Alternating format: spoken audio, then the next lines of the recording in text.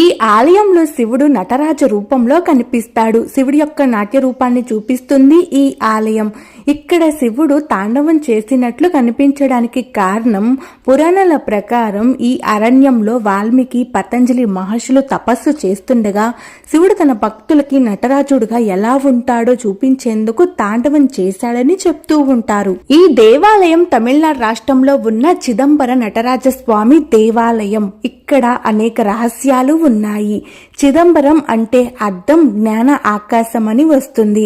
ఇంకా ఈ ఆలయం యొక్క నిర్మాణం ద్రవిడ శైలిలో ఉంటుంది. ఈ చోళుల కాలంలోనే ఈ ఆలయాన్ని నిర్మించారు. ఈ ఆలయంలో చాలా గోపురాలు, శిల్పాలు ఉన్నాయి.